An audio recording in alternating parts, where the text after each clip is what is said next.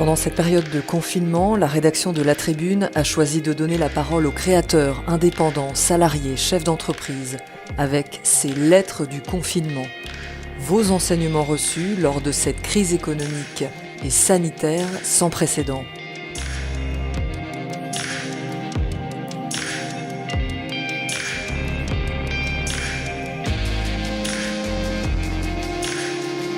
Aujourd'hui, la lettre du confinement d'Olivier de la Chevannerie, président de Réseau Entreprendre, dans notre newsletter de 12h.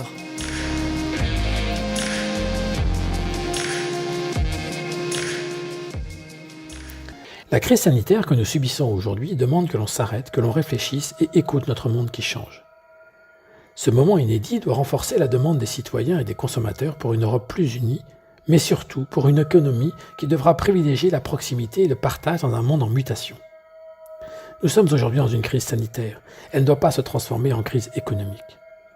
Nos politiques ont su tirer les leçons du passé et sont en train d'engager partout des plans de soutien massifs pour éviter 2008 et plus loin encore la Grande Dépression de 1929. Les crises économiques exacerbent les tensions et renvoient trop souvent les nations dos à dos avec des risques d'escalade qu'il convient à tout prix d'éviter. Dans un monde qui depuis 15 ans a tendance à dessiner de nouveaux blocs économiques et à construire de plus en plus de murs, tout laisse à penser que seront stigmatisés à la sortie de cette crise pêle-mêle ce qui a contribué à créer des ponts, les accords de libre-échange, l'ouverture des frontières, l'intégration financière mondiale, l'OMC.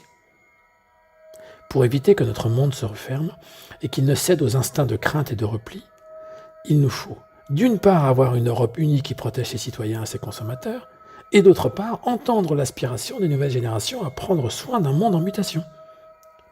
Les chefs d'entreprise que nous accompagnons sont par nature des acteurs engagés, sont aux avant-postes d'une économie plus respectueuse de notre planète, plus à l'écoute de tous ceux qui ont compris que notre monde change et qu'il convient de vivre et de consommer différemment. Cette crise sanitaire que nous traversons est en train de nous rappeler malheureusement, à nos dépens, qu'il est impératif que nous fonctionnons avec plus de bienveillance, plus de partage et plus de proximité, pour une économie plus inclusive. Nos États européens se sont défaits depuis trop longtemps d'industries clés. La pénurie de masques, de solutions hydroalcooliques, les tensions sur les médicaments nous exhortent à reconstruire une souveraineté nationale et européenne sur des expertises inaliénables. Dans notre cas d'espèce, la santé est une industrie vitale, capitale pour notre sécurité sanitaire, qui subit les coups de butoir des politiques publiques depuis 30 ans, car elle est traitée essentiellement sous l'angle des prix, alors que l'on voit bien aujourd'hui que d'autres enjeux sont à considérer. Dans de nombreux secteurs, nous devons retrouver ici des industries nationales ou européennes, à même de nous autosuffire et de rayonner. Il y a une demande forte des Européens à plus de protection, plus de sécurité dans un monde heurté par des soubresauts géostratégiques de plus en plus fréquents. L'Europe doit être à la fois le rempart et le bras armé d'une industrie forte et indépendante. L'Europe est notre pôle de stabilité et d'équilibre. Cette crise sera un appel à retrouver des circuits courts que beaucoup de Français plébiscitent déjà. Nous avons atteint les limites des grands mécanos d'échanges mondiaux, parfois insensés. Il nous revient de construire des projets plus locaux, gages de proximité, d'écoute, d'économie, dans nos déplacements, de sobriété dans nos consommations. Déjà, on voit réapparaître les épiciers ou les boulangers ambulants dans nos campagnes ou des projets industriels en circuit court. Des fonctionnements que la modernité avait abandonnés. À cela s'ajoutent de nouveaux comportements professionnels que le télétravail ou la nouvelle technologie nous auront inspirés. Il y aura dans cette nouvelle économie de l'opportunité locale, ceux qui sauront être au rendez-vous des nouveaux modes de travail, de fonctionnement et de consommation. Ceux qui sauront se montrer attractifs pour les salariés, pour les nouveaux talents et pour le consommateur.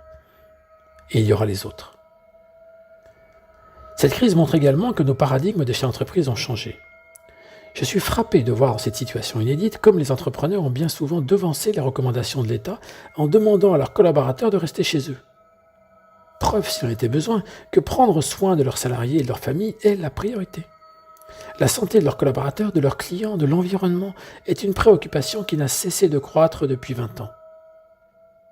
Elle illustre la pensée des nouveaux entrepreneurs que nous accompagnons chez Réseau Entreprendre, qui n'envisagent plus de grandir sans tenir compte de leurs équipes, de leur écosystème, de leurs consommateurs et de leur planète.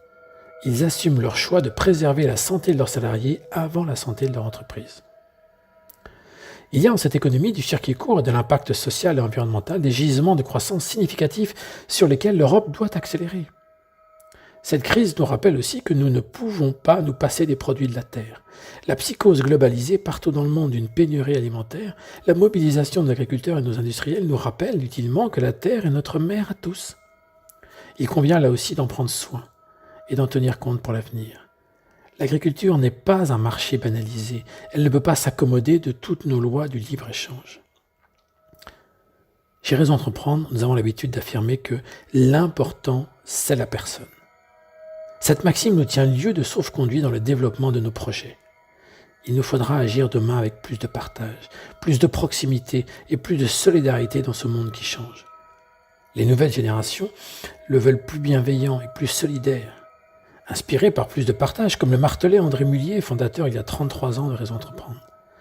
Partage du savoir au travers de l'information et de la formation. Partage du pouvoir, la décision doit se prendre au plus proche du terrain, selon le principe de subsidiarité qui nous est cher. Enfin, partage de l'avoir au travers de politiques élargies et renforcées d'intéressement et d'actionnariat salarié. À cela s'ajoute une nouvelle dimension de la communauté. Il y a dans cette crise une exigence de plus de collectif. Nous ne vaincrons le virus qu'au prix d'un respect commun des consignes. C'est aussi la conclusion à laquelle nous conduit la situation économique actuelle. Il y a un appel à prendre soin de son écosystème, à ne pas abandonner ses fournisseurs, à ne pas laisser de côté ses parties prenantes. La responsabilité du chef d'entreprise est appelée à se manifester pleinement en prenant en compte sa communauté de destin, car nous sommes tous liés, vaincre ensemble ou décliner.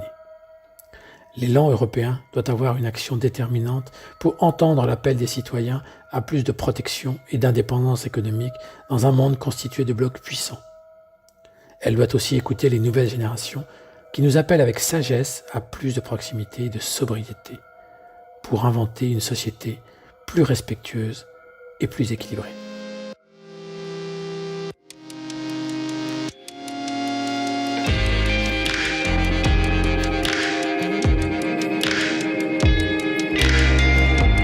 Proposez vos textes ou vos sons à la rédaction de La Tribune pour une réalisation Milky Lab Fabrique audiovisuelle. Musique I'll Follow You par Density and Time. À demain.